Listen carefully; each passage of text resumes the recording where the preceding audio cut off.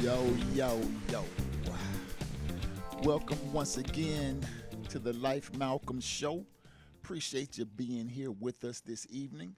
First of all, I must express my deep and profound appreciation to the In Touch News family, DJ CEO and Tampa Bay Tammy. And I'm not going to wait till the end of the show tonight to say this. I got to give a super duper special shout out to the best producer in the business, DJ ANA, making it happen behind the. I think the wheels are still, what are we saying? Well, behind the boards, up in here doing the thing. Appreciate you tuning in. www.intouchnews.com or YouTube, the In Touch News page. You can go to Facebook, check out the In Touch News page, and in a minute you might be able to check it out on my page as well. I want to go ahead and talk about it.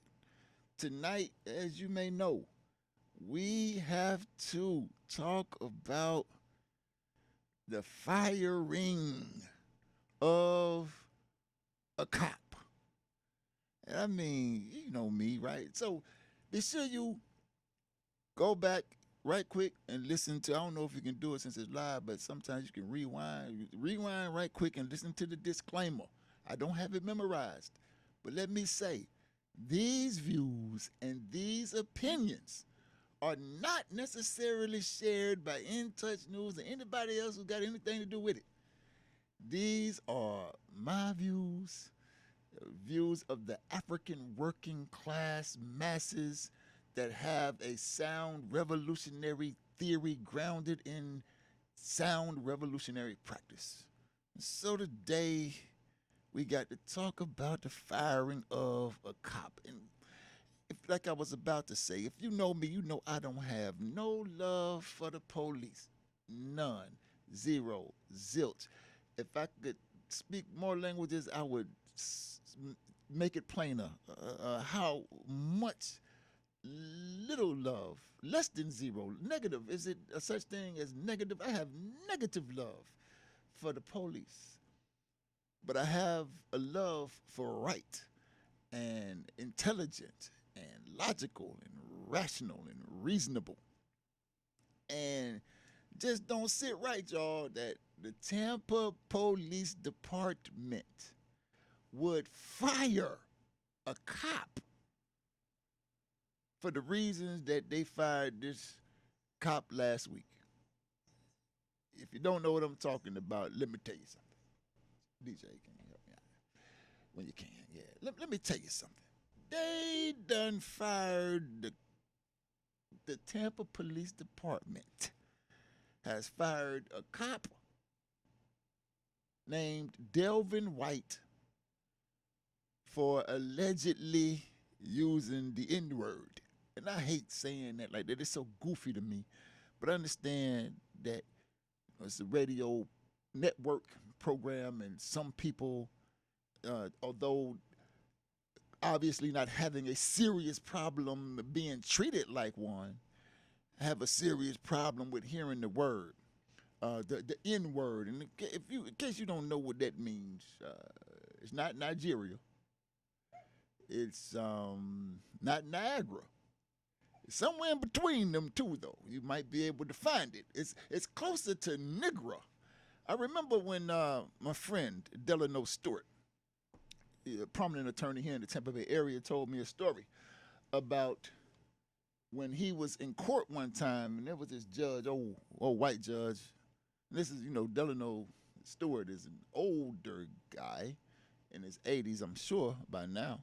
And so he was practicing, been practicing a long time. And so this is way back when white people didn't care if you knew rather how they really felt about you. So during this time, Dale was practicing and in court, and this judge kept saying, so Delano, I call him Dale, he doesn't mind. But for you, Attorney Stewart's client was an African. And so the judge, the judge kept referring to Attorney Stewart's client as the Negro. He said, "Yeah, the Negro this and okay, well not the Negro." And yeah, and the Negro, and this went on and on for a while. And Attorney Stewart said that after a while, he grew weary of hearing this judge call his client the Negro. So what he did was say, "Judge, excuse me, it's Negro. You know how you bend your knee and your grass grow? It's Negro." And after that, court proceedings resumed, and the judge had a better understanding of the pronunciation.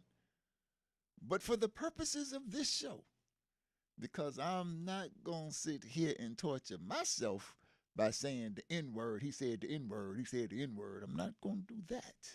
It's like people who say the number 45 or whatever because they can't say Donald John Trump's name or something to that effect. I don't know how to be like that. So, but we can't improvise since we can't say the word that's somewhere between Nigeria and Niagara.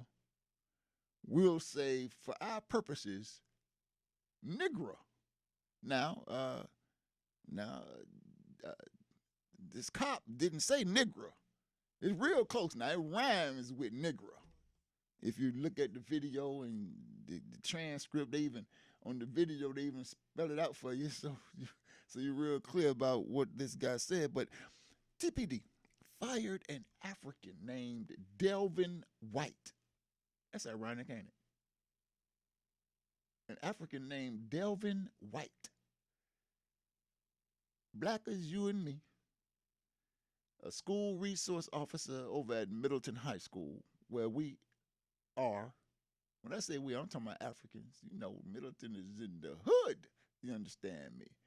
And so, brother over there doing his thing in the community, and I got to start off by being honest with you and tell you, man, I know Delvin, know him well. At least I did when we were growing up. We grew up together, so to speak. I'm certain he's a few years younger than I. But I know Delvin. I know Delvin's mother. I know Delvin's father. I know Delvin's sister. I know a few of his uncles. As a matter of fact, his father, Lawrence White, was a very nice man. And when I was a little boy, didn't know much about the police and Africans and the colonial war we engaged in against this domestic army called the police. I used to have some kind of admiration for Delvin's father. As a matter of fact, probably because he was a cop, and but he was very very nice man.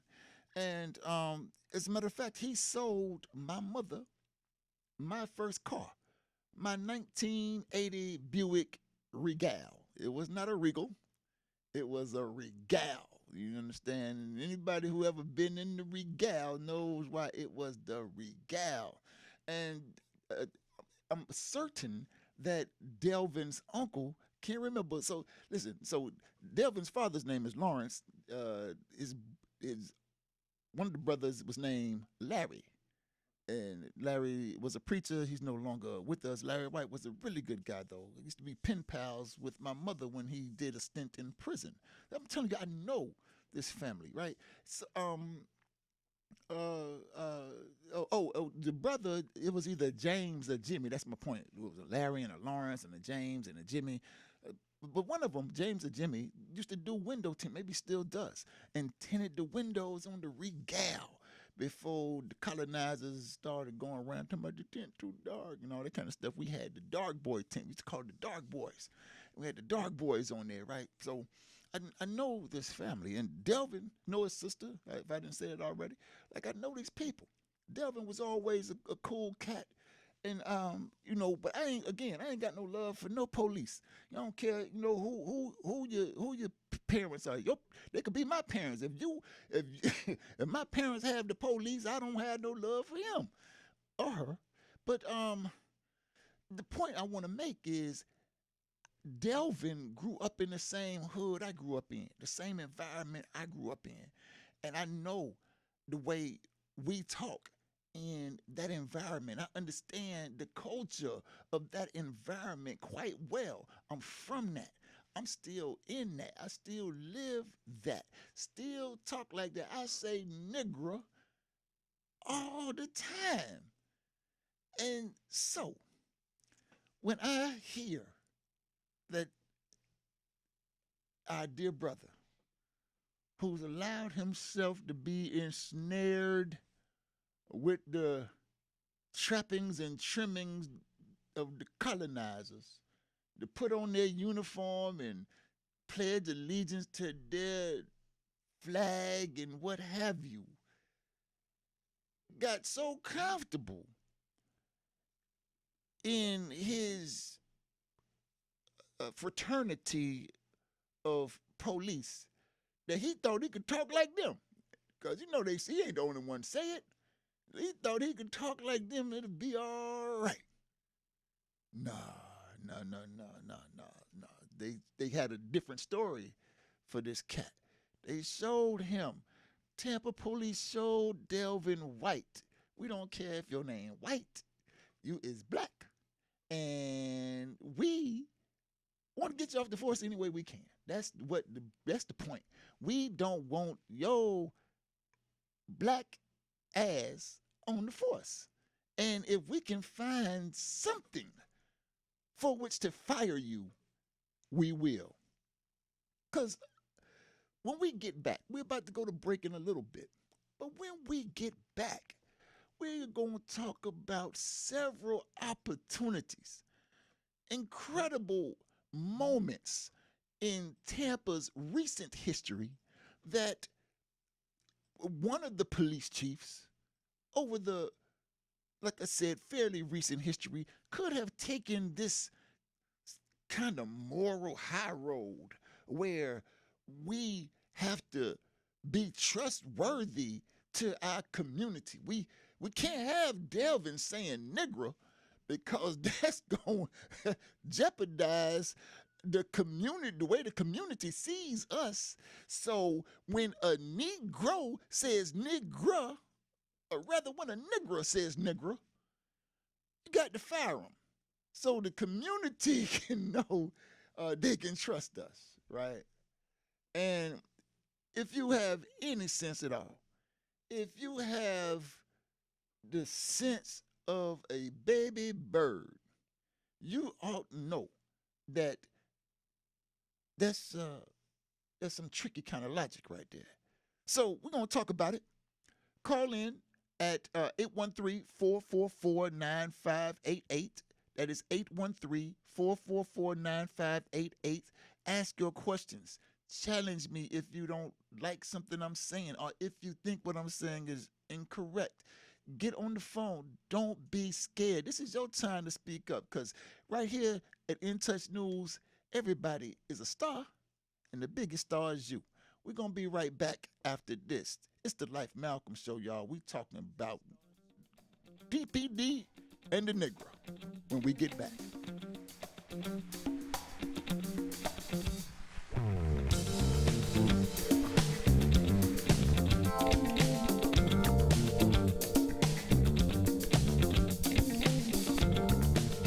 Hey, this is Agent Wright, better known as Mr. Clean. You looking for some great barbecue? Come see them two brothers in the grill, located at 423 Virginia Street, Charleston, West Virginia. We got ribs, chicken, pulled pork, brisket, collard greens, mac and cheese, baby. Come get some and get you a nice, smooth cigar. 304-550-4431. That is 304-550-4431. Come get some, baby. The Rib Man, mama, the Rib Man.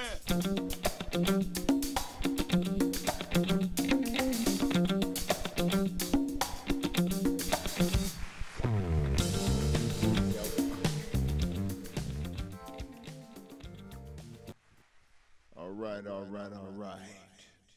Welcome back to the Life Malcolm Show right here on In Touch News where everybody is a star. And the biggest star is you. So, all right.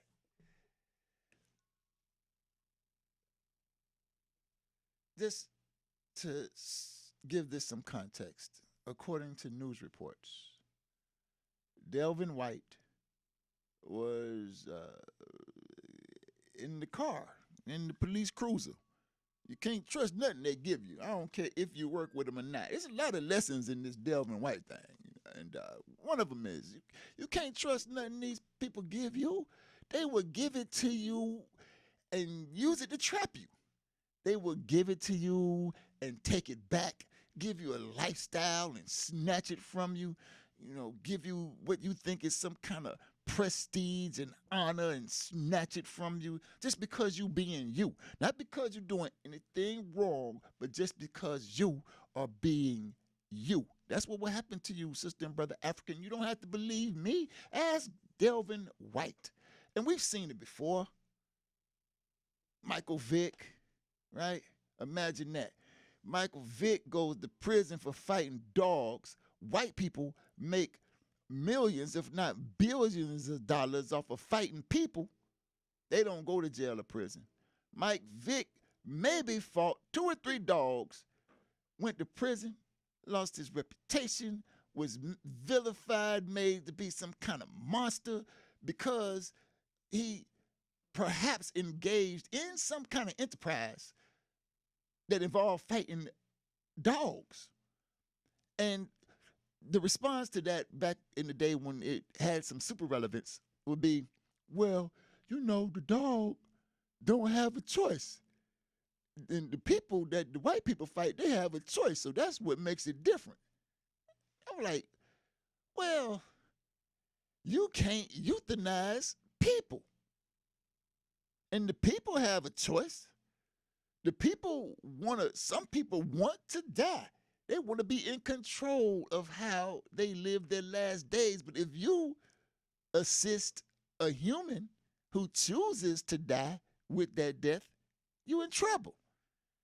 But the dog, on the other hand, that people take to the place, the killing floor all the time, didn't have no choice in their demise. Right? So the whole choice thing just didn't wash, right? The reality is they give it to you on the one hand, take it away from you on the other. Another recent example, our dearly beloved Bill Cosby. I know some of y'all mad with Bill, but listen, we're not going to spend a whole lot of time on Bill. I'm just giving you some examples of how they give it to you and take it away from you, give it to you and use it to trap you with it. Come on, man. How all these people in Hollywood go to Bill house and drink what Bill serve up and get messed up and keep going back? Like how? How is it possible? Come on now. Hollywood, everybody know everybody. How this guy after 5, 6, 7, 10, don't nobody say, hey, when you go over there, take your own cup and don't put it down. Keep your eye on it because Bill be up to something, right? So they want to make us believe that Bill is this monster who did all these horrible things to people and take away all this, take away everything. Took away stuff that didn't really mean nothing, like honorary doctor degrees. They didn't give none of the money back. He got in the colleges, he got these honorary degrees or what have you because he donated a lot of money. They didn't give him the money back, right? Anyway, so Delvin's in this car. Do we have him yet? Here's Delvin right here. He unsuspecting fella. He didn't know what was about to happen to him. And he riding in the car, talking to his wife, having a casual discussion, like, yeah, these niggers, yeah, something like that, man. How? And I believe I read one quote that says something like, showing some kind of empathy and sympathy or concern for ghetto niggers. He like, man, it don't matter if they make $1 million or they live in $1 million hood or they just some ghetto nigger. That ghetto nigger is worth, $1 million to their parents or to their folks or what have you like that. You see what I'm saying? And just colloquial conversation. No ill intent suspected. And keep in mind, I'm telling you, I ain't defending this guy. But I am defending right. And not only that, I'm pointing out to you a serious contradiction in Tampa Police Department's philosophy. So, like I said, this guy's expressing some concern, making some real logical connections, some saying some stuff that we need to hear if from people who will police us once we're in control. That they understand that whether we are richer or poorer than another, we deserve to be treated with the same kind of dignity, the same kind of respect, the same kind of concern for our health and welfare. And that's what I believe I heard coming through that video when Delvin was talking to his wife. Another instance, they say Delvin grabbed up a little African, and come on, you like African, some little nigger, what's up? Something like that to that effect. And then, at some point the African allegedly started, trying to make a move or something. And, Delvin, you ain't no little dude now. Delvin, got some size on him. And, he say, nigger, you tripping. You see, something like that. And I mean, man, just, not from what I can tell, based on the short snippets they offered, not trying to antagonize trying to encourage the young man to pump his brakes, if you will, and because the police that Delvin has committed himself to were policing him and found him talking like an African to some Africans, mind you. They done jammed him up and put his head on the chopping block. DJ, I got some quotes I want to throw up. The first one is going to be the one where Duggan says that there's this policy. There's this policy. I think the one where he says that the police have to be held to a higher standard. I want that one. It's probably the longer clip of the two. Yeah. And so now Jim Duggan, what's this guy's name? Brian Duggan. Hacksaw Jim Duggan was the other hillbilly.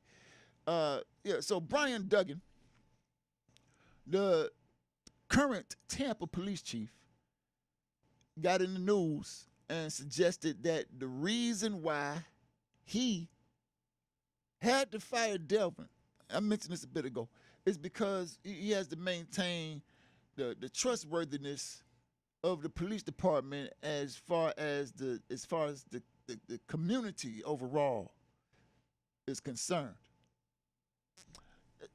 The thing that's troubling about that is when the police come to our community and brutalize and kill our children and our older loved ones, more often than not, nothing happens to them. As a matter of fact, what does happen is the child, gets blamed for what the police did to the child or the adult, to the African. We just put them all together. The African gets blamed for what the police did, and in many instances, the African gets charged in the process, gets a criminal case in the process. I remember when this guy, liar, pants on fire, Gregory Pryor, police, Gregory Pryor, look him up, just like it sounds. And by the way, this is InTouchNews.com, the Life Malcolm Show on In Touch News. These my thoughts, these my views. Ain't nobody tell me to say it. It's on me. Call 813-444-9588. Drop something in the comment section if you got something to say. I want to hear from you. So, liar, pants on fire, Gregory Pryor, in 2014, I want to say, ran up in what was that called? Central Court Apartments. And so while I'm talking, y'all can read that quote. Oh no, not that one. I don't want that one. You spoiling the surprise. Throw the other one up. That's the one I want to close this little segment with. Yeah, hurry up, take it off before they see it. You know they don't read that fast. I'm messing with you. All right.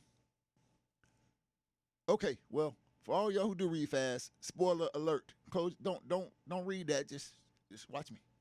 So, liar, pants on fire, Gregory Pryor. In 2014, runs up in Central Court Apartments based on the idea that a young man or somebody in the apartment complex has a firearm. And this guy, Gregory Pryor, had just shot and killed an unarmed man 9 months prior to this situation. And so instead of the police, who's so concerned about how the community supposedly, according to this stuff that Brian Duggan would have you believe, so he tries to rely on this policy, discriminatory conduct. This manual B1.2 on discriminatory conduct states in part that violation of this policy shall be grounds for immediate dismissal in the absence of extenuating circumstances, police stated. So, so that's what he's relying on, this policy of discrimination or anti-discrimination in the police. But they don't have that policy when it comes to liar Gregory Pryor shooting one unarmed man 9 months before going to Central Court Apartments. And Central Court Apartments, and shooting down and killing Javon Neal with no evidence at all. None whatsoever that Javon Neal ever posed a threat to them. By all accounts, Javon Neal was running away from liar Pryor. And when he got to the top of the steps, threw the alleged pistol or gun, whatever it was, over the balcony, so he no longer had it in his possession. And liar Pryor shot Javon Neal dead.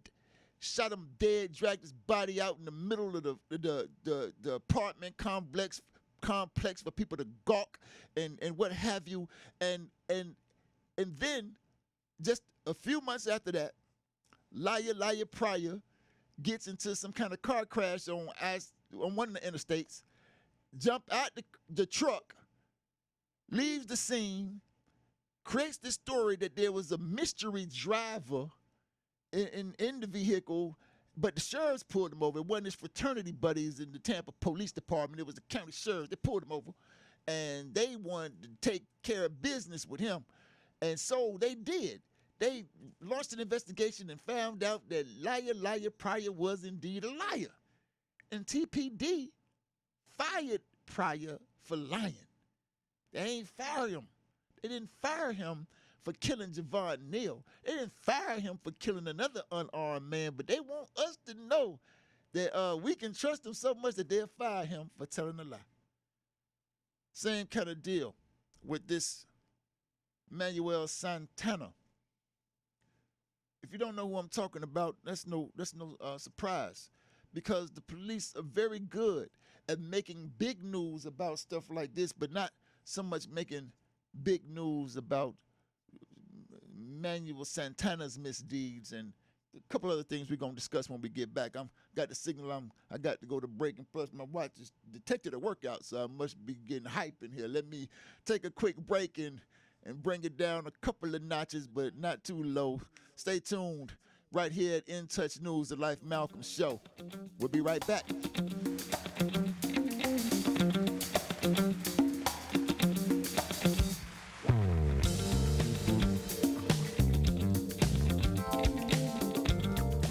Hard to believe, but people just like you are already saving money. FeedThePig.org makes it easy. Their simple savings plan teaches you how to start saving without going overboard, so you don't need to start foraging wild berries. I was skeptical, but these are actually pretty good.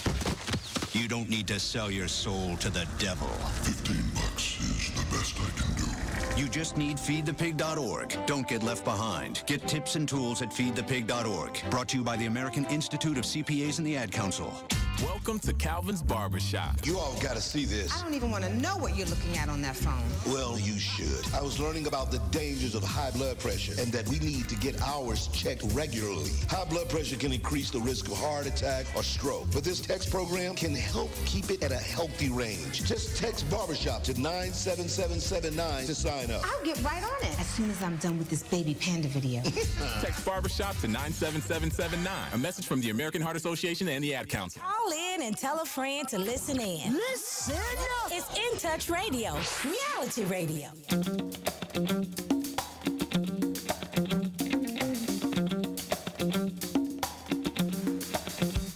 And we are black. So, Manuel Santana was a school resource officer. That almost sounded like sucker school. Yes, I was trying to do an acronym. School resource officer, sucker. Well, anyway, Manuel Santana over there at Chamberlain High School. Y'all might remember the story. Little old skinny something. I hope that's my little sister too. I love Britt. I hope she don't mind me calling her skinny, but she thin wind. Can't be at this time, no bigger than, what, 100 pounds, maybe 112 pounds, something like that. And you got this big old Manuel Santana, big, bad, tough guy. Somebody done lied on Britt. Britt say she got, her name is Brittany Overstreet, and it's been in the news. It's a media story. They like to show you how they brutalize us in the media. So they have pictures of Brittany with her jaw broken, her lip busted, her eyes full of tears because this Manuel Santana, Tampa police, working at the school with the children. When children, as sometimes might do, made up some stuff on Brittany, said that she had mace in her purse, flat out lie. Instead of carrying out this investigation with techniques that would have allowed the school to get to the bottom, to get to the truth of the matter, Manuel Santana felt that he was big enough, bad enough, in control enough to go and just take Britt's property from her. And when Brittany stood up for herself, this sucker picked Brittany up and slammed her on her face, picked her up by her ankles, picked her by whatever. He say different stories, but some kind of way. He picked her up, and some people say picked her up twice, slammed her on the table, then slammed her on the floor, broke her jaw. Guess what? He didn't get fired. No. As a matter of fact, he's the same dude that in 2017, at the same high school, Chamberlain High School, that was seen, or that was depicted in a video, pretending, DJ, cut the music. I did not say that the police charged Brittany with some kind of charge against the monster Santana, Manuel Santana. They charged her with a crime. And Manuel Santana got scot-free. They blame Brittany for her own injuries. You can see it in black and white. It's in the newspaper. Just Google it, Brittany Overstreet. They blamed her. They did not fire Manuel Santana. He didn't say nigger, but he treated Brittany like a nigger. He didn't get fired. And then, fast forward a few years later, this dude is in the news, in the news for being in the video with him and some other cop, Tampa cop, a resource officer, if you will, what they call them. They pretending to arrest an African, with the thumbs up sign. During the prison, the pipeline pandemic, it feels like one, because like 1 in every 8 people in prison in the world is an African. And we all know that Hillsborough County for a long time was #1 at direct filing juveniles. and most of them were Africans. And we know about the bicycle, biking wild, but we know about all that, right? And so in the midst of all this, these insensitive, callous colonizers who wear uniforms and call themselves the police, illegitimate force in our communities, terrorizers of our children in schools. They're going to make light of our plight, jumping in the video with this monkey sugar honey iced tea. And then, when criticized, oh, by the way, did not get fired. No reprimand. They say they talked to him, but no disciplined. No disciplinary actions took place. And when asked about the behavior, the response was, well, it was a student-created video, as if that makes it all right. But now, I want to put up the next quote, DJ. I'm gonna tell you why. Put up the Hacksaw Duggan. Brian Duggan. Put him up so the people can see him. Cause I didn't know what he looked like until recently. You don't really concern me much, and black is beautiful. I prefer looking at African people as much as I can, especially when they don't have on the bandit with badge uniform. And anyway, you got him up. All right, so this guy,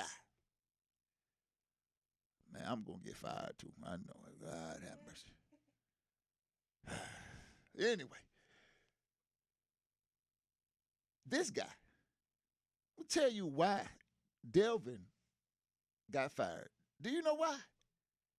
Let me tell you why Delvin got fired. Okay, that's it. Now, throw the clip up, DJ, of that quote. I'm going to show you exactly what this is a word. This is not a word from the word, but we got that coming up for you before the end of the show. Call in if you want to before then, 813-444-9588 if you want to rap a taste. But, yeah, let me tell you why. We're going to do a word from the newspaper. Tell you why Brian Duggan fired Delvin White. He didn't. Brian Duggan, a lot of people, and even Brian Duggan will tell people, he fired Delvin because Delvin said the N-word while in police uniform. But that's not really the case. Read the words of the quote. It says, the chief, hold on, let me make it bigger. You know, I got them getting older. All right, make it bigger. I done heard that a few times. Got to make your pockets grow. All right, here's Duggan. I know I made the right decision based upon the policy. You know, the policy we just talked about. I told you trying to go with the policy. But that still doesn't make it an easier decision. Watch this now. The chief adding, if one officer is held accountable for the use of the word, everyone has to, despite the officer's race. Now watch this. Here you go. If Brian Duggan, the chief of police, referred to a group of people as ghetto Negros, when your chief of police is talking like that, what do you think would happen to me? He said. Yeah, that's what it's about. Delvin didn't get fired because Delvin said the word. Delvin got fired because Brian, what's his name, Duggan? Duggan can't say the word. He could have easily said, what if Delvin was police chief? Would you want to hear your police chief talking like that, right? And then we could have made the decision based on some kind of relevant condition, circumstance, because there's a difference between Brian Duggan and Delvin White. The main one being is Delvin White ain't white. Yeah, and so this guy, Duggan, he even says it. He want everybody to be able to say it. And since everybody can't say it, and me, since I can't say it, then he can't say it either. I mean, how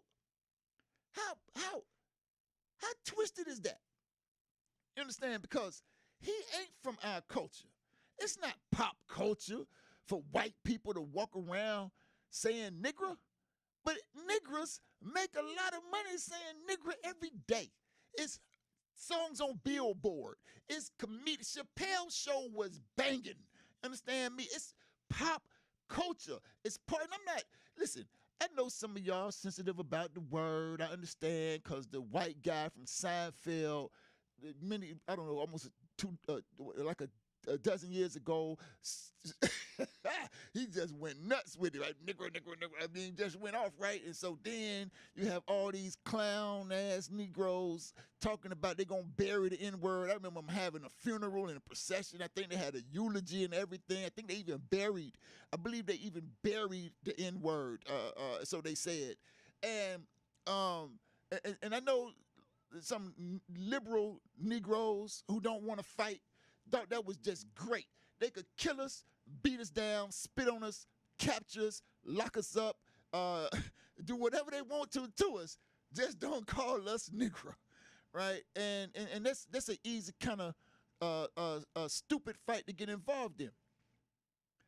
But African working class masses who suffered the brunt of colonial domination every day know damn well it doesn't matter if they say it or if they don't, because they treat us like Negroes anyway every day. And Brian Duggan makes it clear. Look, I'm going to tell you about it. Listen, how many time we got? 3 minutes. I'm going to tell you right quick. I remember being at Jesuit High School. I graduated from that place. I'm so glad that my mother sent me to that place, because it helped me understand colonialism before I knew what colonialism was. It helped me understand neo-colonialism before I knew what neo-colonialism was. And in this very colonial institution, it's pop culture. Now, they had a rule. They had they had a policy that said that no student could wear extreme haircuts. And this is the 80s, the late 80s, 1988, 1989. And during this time, it was pop culture, not extreme. It was pop culture for Africans to have a bald head. It was extreme for white people to have bald heads if they weren't Telly Savalas. You would be called a skinhead, look like a obvious racist to many people in pop culture. But for Africans, you had Michael Jordan, Montel Williams, Montel Jordan, and Kareem Abdul-Jabbar, and Louis Gossett Jr., and others who were African icons, if you will, who sported this haircut. And I wanted to wear my hair like them Africans. No white people told me no, I couldn't wear my hair like them Africans wore their hair. I had to, because that's an extreme hairstyle. I'm like, it's not extreme for the Africans, it's extreme for the white people. And because they couldn't do it, I couldn't do it. And so now you have this guy, Hacksaw Brian Duggan, who, I call him Hacksaw because he cut Devin's neck off. You understand? He cut it off. So Hacksaw Brian Duggan, you know, who obviously wants to wear his hair like the skinheads used to wear theirs back in the day when I wanted to wear the low. Mad because he can't say the word. And fire any Negro who dares say it until he can say it. I bet you if he can say it, he didn't say it's a bad word. He ain't say it's nothing. He said the reason why Delvin got fired is because if none of us can't say it, he can't say it either. Yeah. All right, look, we're going to come right back after this with a word from the word. I'm going to close this up in like 5 minutes, button it up for you, close it up with a word for the word and a word from the word. And yeah, to that fact, we'll be right back. Stay tuned to the Life Malcolm Show.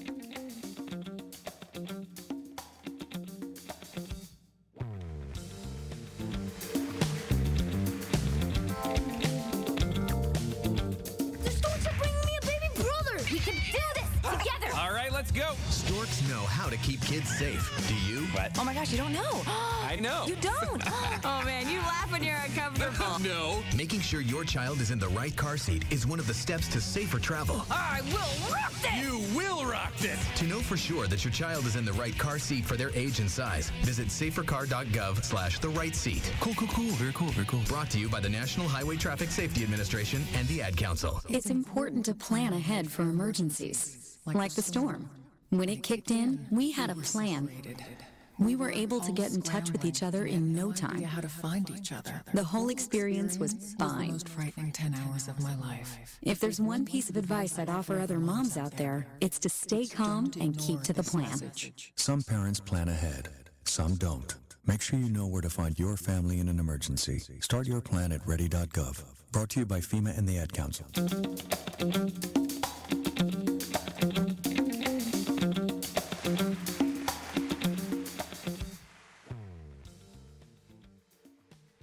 Back from our last break of the day of the show. Ain't got no phone calls. Listen, we have to talk about these things. Don't be scared. Ain't nobody going. You can call. Listen, I promise. If you call, I won't ask you your name. You could just, because I know you're scared for your children. They go to school with these people who will slam them on the face and don't have no Delvin there to protect them no more. So where was I? I was talking about how he want to say it, but since he can't say it, then we can't say it. Go ahead, caller. You on the phone with Life Malcolm at the Life Malcolm Show. You go ahead and say it, but don't say it now. Say it. Okay, this is Candy Low. I'm not going to say it. I'm not going to say it. The show is great. When you got to that hair part, brother, this reminded me of my son when he wanted to grow his dreads and he was going to go and work at Dunkin' Donut. The folk told him he couldn't wear his hair like that. Yeah. And I just had a thought, of them telling us how we have to wear our hair. Yeah. Has always been amazing. But great show this evening. I'm waiting on the word. Bring the word. All right, Candy. It's coming in just a few ticks. I appreciate you calling in. It's always delightful to hear from you and to know that you're watching. All right, Candy. So let me. Candy brings up something incredible, right? Not only do they always tell us they tell us everything about. They control our entire damn life. Tell us what we can eat, what we can drink, because they set the price. Where we can live, that's how they tell us about the price. Tell us where we can go to school or where we can't. Tell us how to wear our hair, and in this instance right here, tells us how we can talk to each other. They talk about cultural sensitivity, cultural diversity. This guy, by all accounts, there are people writing into Hacksaw Brian Duggan, telling him how good for the community Delvin White has been in his 8 years of service. How they connect. By all accounts, people are vouching for Delvin. People in the community are saying, no, don't fire Delvin. No, keep him in our community. But this guy, this bigot, this paternalistic white boy thinks that he knows better than us what's good for us. We say we want Delvin. He say, no, we gonna give you, we gonna cut his throat. Cut his throat. Forget what you say. You don't know what you want. You don't know how you should be talked to. You don't know how to best communicate with amongst yourselves. You don't know your rhythm and your rhyme and your jive better than we do, because you ain't nothing but a nigger. You don't know what you need. I know better what you need. And that, dear sisters and brothers, is the biggest treachery of the matter. Not that Delvin got fired. That's what you get. You lay down with pigs, you wake up in slop. All right. So, we got to go word from the word. My sister Candy Lowe said we got to do that. We're going to do that. So we going to turn to Matthew 6:24. Matthew 6 and 24. If you have your word or, hell, your phone, I guess you could do it like that. And turn over to Matthew 6:24. We're going to read that, but before we do, I want to give you a quote. Oh, let me, DJ, cut the music. I'll say this right here before I go into that part. As you may know, I work at a Celia law firm. We specialize in criminal defense and civil rights. I raised that point because this kind of stuff that I talked about a bit ago, where police mistreat us, mistreat our children in the streets, in the schools, it still happens today. You may know of this case that we have right now. It's a case up out of Orlando where this girl put them hands on that resource officer. but still, the brutality, the discriminatory behavior. I don't know if he ever called her nigger, but the discriminatory behavior with which he treated her and treated her antagonizers, discriminatory both because she was African and because she's a young woman. It's obvious in the video. And the sister put them hands on him, trying to defend herself and her dignity and bodily integrity. And he tasered her, took her down. The point is, this stuff ain't going to stop until we stop it. We got to stop it. And so that's why I'm going to roll into this quote and then roll on into the word, a word from the word. The quote I want to share with you this evening is, "To forgive is irrelevant. To forget is death." To forgive is irrelevant. To forget is death. I know some of y'all think, oh yeah, you got to forgive, and eye for eye. No, not that. That's the wrong one. That's my scripture. What y'all like? Oh, turn the other cheek and all this. All that forgiveness stuff is irrelevant. It has nothing to do with our ability to seize power and survive, to seize power and live in this place on our own terms.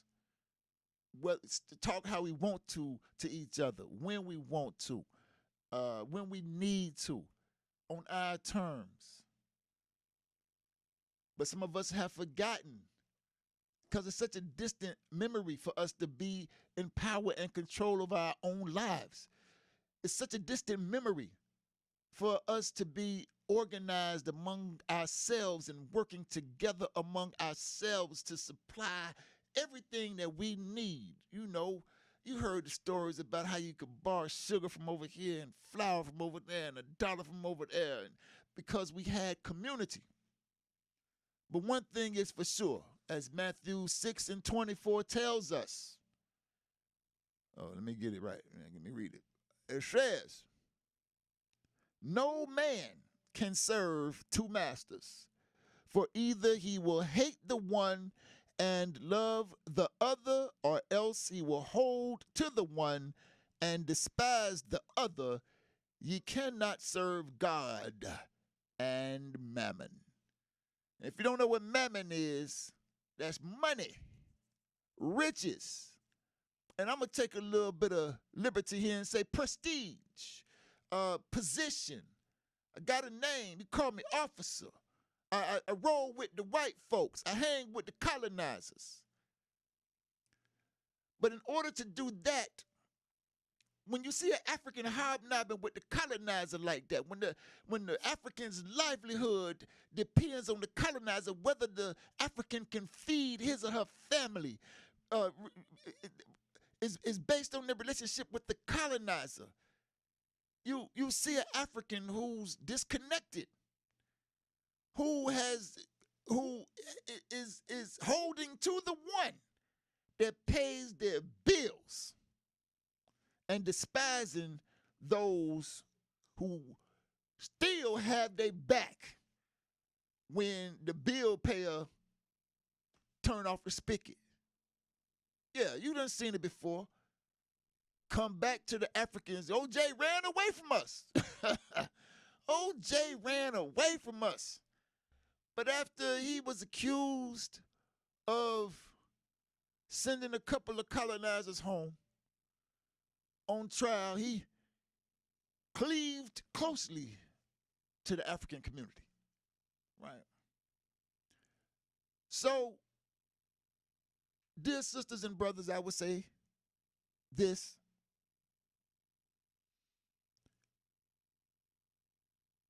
These are critical times. We are in a serious contest for our lives. Part of that contest is a contest of ideas. Another part of that contest is a show enough fight. And you got to pick a side. You got to know who you are. We've talked about that on this show. You got to know who you are. You got to know what nation you belong to.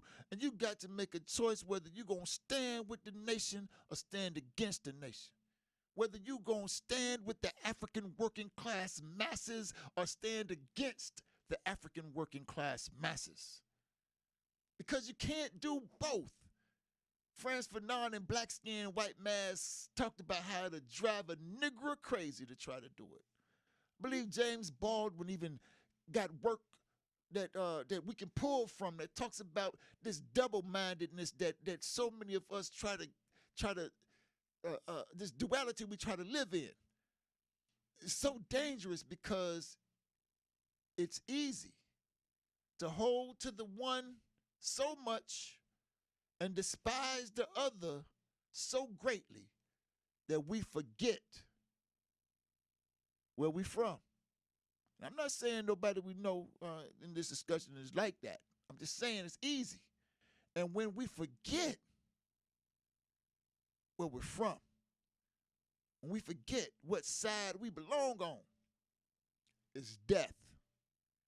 You fall for tricky talk like Hacksaw Brian Duggins claimed that, he fired Delvin for to maintain the trustworthiness in the community. You ain't got none. Delvin was probably the best thing you had going as far as trustworthiness in that community. So says the letters and the phone calls you get.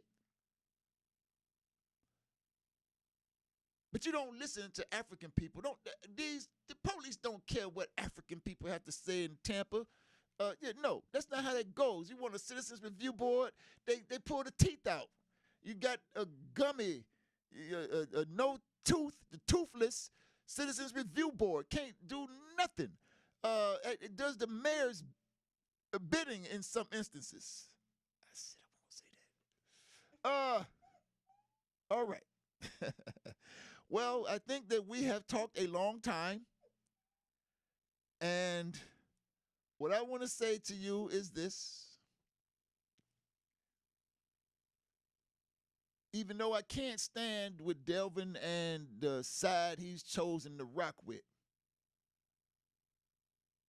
I am glad that though he wears that uniform, he ain't slammed none of our children to the ground and broke their jaw.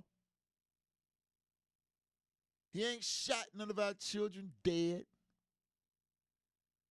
He ain't making funny videos out of the miserable situation of arrest of our children. He's doing what he best knows how to do in that quagmire he's in between God and Mammon to keep our children safe, perhaps even keep them safe from his skinhead frat brothers who despise us whether we wear their uniforms or stay out here banging in the streets for freedom, justice, and the African way. Look, we're going to get on up out of here. I appreciate you listening. We'll see you next Tuesday right here, 6 o'clock, In Touch News, where everybody is a star, and the biggest star is you. This has been the Life Malcolm Show, y'all.